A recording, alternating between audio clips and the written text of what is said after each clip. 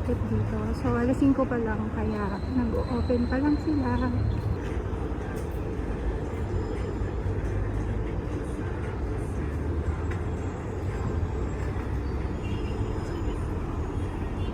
Ito ay night market Union. Sila ko yun, nag-ready naman. Kanilang gaganyan. So, meron mga shops dito. Diyan. Mas maganda to pag gabi.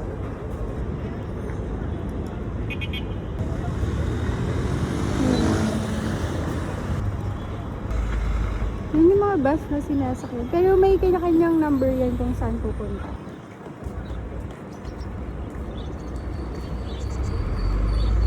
Ayan, ito ay DSF Anrita Night Market.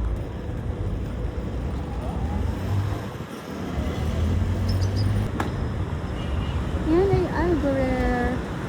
So, winter na ngayon dito sa UAE. Actually, dun sa kabila, meron ding night market. Ayun. Maganda rin dun. Mas maraming bilihan ng mga food and mga shoppingan ng mga damit-damitan. Para siyang still ng Divisoria. Ayun. Laro ng football. Doon naman sa kabila niyan, basketball naman. Halos ang dami mga Pinoy. So, ayan, ang panorama hotel. Algorer. Ayan. Actually, papunta ako na ABCB para magpa-linis ng kuko. Meron pang another night, parang night market doon naman sa kabila. So, papunta tayo sa Union. So, guys, ito ang Union Metro. Yan, ganyan ang itsura dito sa UAE. And then, pagtatawid dito, kailangan naka-green. Hindi ka pwede basta-basta tatawid dito. Kahit di pa naka-green. Kasi mapapine, lalo na dito sa Union area na to. Nakatago yung mga nanguhuli dito. Diyan sa area na yan, ang daming nahuhuli dyan. At may fine niya na 450. So, ang fine, ang bayad pag nahuli ka dito is 450 dirham. So, parang nasa 7,000 pesos kung i-convert mo siya sa peso. Kaya ang mga tao dito, sobrang disiplinado kasi nga, takot sila sa fine. So, ayun na yung metro station. And ayun is another night market. By the way guys, ayan nga pala yung mga bus na sinasakyan. Pero kung makikita nyo may number, diba? Kasi may mga sari-sariling destination. Ayan, Anliga bus station. Tapos habang nag-aantay ka, dito yan sa loob. Dun sa loob, diyan ka mag-aantay, lalo na pag summer. And may aircon yan sa loob. At the same time, makikita mo dun sa screen kung anong oras darating yung mga bus. Kaya siya, very convenient pag nandito ka sa UAE. And, di ba makikita nyo may RTA? Yung RTA hotline, pwede nyo tawagan yun kapag naliligaw kayo. So, ayun na yung bus. I'm gonna show you the bus number. Ayan, makikita nyo, may guide naman siya kung anong mga bus number yung sasakay nyo and kung saan yung rota niya. So, ayan, makikita nyo siya. Ito ay Union Metro Bus Stop 1 and 2. So, ayan yung mga oras. So, yan, kung ilang oras yung mga interval niya, makikita nyo yung bus kung sabot nyo. At ayan, kung makikita nyo, halos lahat merong CCTV camera. So, kaya, sobrang safe dito. And, ayan, may mga din nakalagay. May mga electric scooter and cycle path instruction. So, dapat susundin nyo yan. Kasi otherwise, mga fine ang babayaran nyo. Kaya sobrang nakakatuwa dito sa UAE. Kasi, as in, lahat very convenient and very safe. Another CCTV. Oh. Kaya wala kang ligtas dito. Halos lahat. Meron. Ayan. Union Station. May nakaabang na police.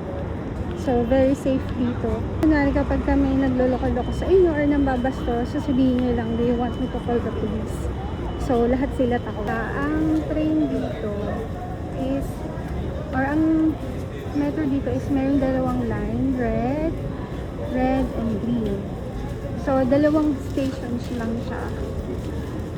Ayan. So, baba na tayo ng metro. Baba tayo para makasakay tayo ng train. So, ganyan ang itsura dito sa loob. So, guys, kung nakikita nyo to, pag napindot nyo yan, may fine na 2,000 plus. 2,000 dirham. So, mataginting na mga nasa 20 plus, 20,000 plus. Itong red na yan. Ang fine yan is 2,000. So, ayan ang itsura ng metro station, ticketing office. Sobrang ganda. Tapos, dito nyo makikita yung mga fares and fines. So, ayan. Dito rin yung map. Ayan. Nakikita nyo kung nasan kayo. Ayan. Sobrang helpful ng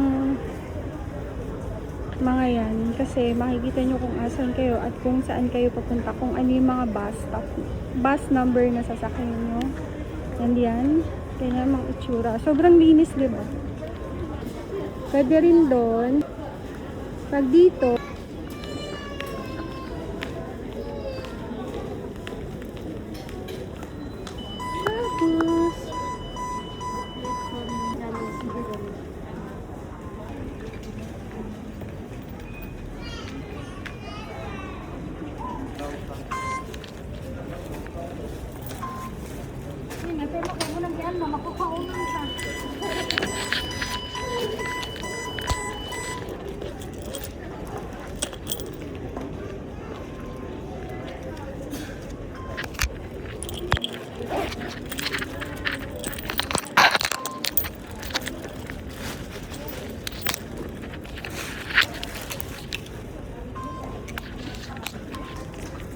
tapos, so, etong itsura ng Norcar. Tapos, itatap natin siya dito. Ang bawas niyan is, so, may load ako ng 130. Yan. So, dapat etong Norcar nyo is, meron tong minimum balance na at least, I think, 20 dirhams or 17 or 50. Nakalimutan ko na kasi hindi na ako nagme-metro. So, ayan. Ganyan itsura. So, at least, dapat meron tong balance na minimum balance. Siguro mga nasa 15, if I'm not mistaken. Kasi kapag wala tong minimum balance, pag below minimum ka, first value ka is ma-charge ka ng fine. So, alam niyo ba kung bakit na-charge ng fine? Kasi kapag below maintaining to, tapos ginamit mo siya, hindi siya nababawasan. Kung magkano yung laman niya, yun pa din. Kaya may fine yun. Tapos, ito nga pala makikita nyo, kung ilang minuto na yung plane bago dumating. Ayun yung itsura. Nahati itong line na to sa tatlo.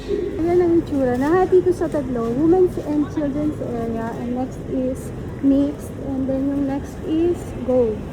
So, kapag naka-gold ka, anywhere, pwede kang sumakay. Pero kapag ka naka-gold na card, pag ganito or yung blue card, kahit saan ka pwede sumakay. Pero pag gold, sorry, nalito na. Nagka-gold card ka, pwede kang sumakay kahit saan. Pero kapag ganito ang gamit mo, yan, gray, blue, is may designated area lang. So, kailangan mong sundin yun. Kasi kapag sumakay ka na naka-gray card ka, tapos nakasakay ka dun sa gold card, at may nag-inspect, matcha-charge ka or mapakain ka. Hindi ko na alam kung magkano yung mga charges ng fines. Kasi nga, bihira na lang ako mag-metro. So, ayun. Ito is papuntang green. So, makikita nyo kung nasa ang platform kayo. Ayan, may sign. Green yan. Red. So, makikita nyo, titingnan nyo dyan palagi. Tapos, doon, ayun, makikita nyo yun kung ilang minuto na yung parating. Naka-Arabic yan yung nagtatranslate siya ng English. So, ayan ang mga fine. No entry authorized staff. No smoking, penalty to 200 per hours. Pero ito na train. Yung train nga pala dito, walang driver. Ayun na, may parating.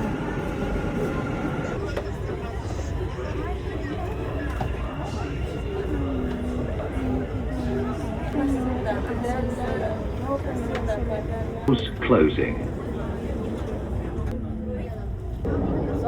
والرمانة وهي محطة انتقالية بين This is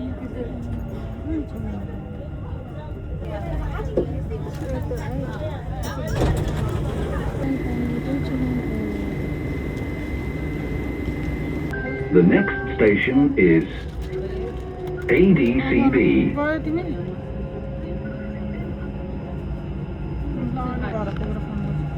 miss कल आ रहे हैं ना फोन है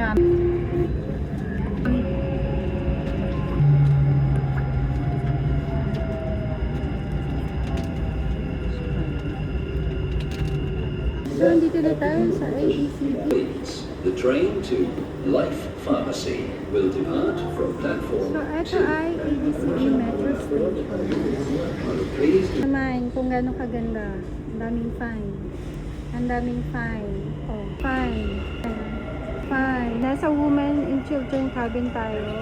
Ayan, malalaman mo na nasa red platform ka. Yan yung mga sign. Ang minuto, darating yung train.